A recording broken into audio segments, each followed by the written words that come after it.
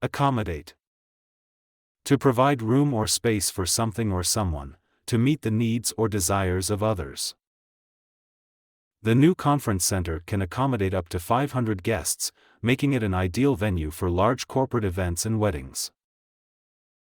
The new conference center can accommodate up to 500 guests, making it an ideal venue for large corporate events and weddings. We were happy to accommodate their last-minute request for additional seating at the dinner, even though it required some rearranging. We were happy to accommodate their last-minute request for additional seating at the dinner, even though it required some rearranging. The hotel staff went out of their way to accommodate our special dietary needs, ensuring that every meal met our expectations.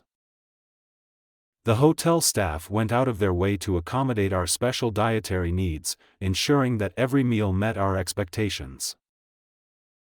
The museum expanded its hours to accommodate more visitors during the holiday season, allowing more people to enjoy the exhibits. The museum expanded its hours to accommodate more visitors during the holiday season, allowing more people to enjoy the exhibits. The school was able to accommodate the growing number of students by building a new wing with additional classrooms.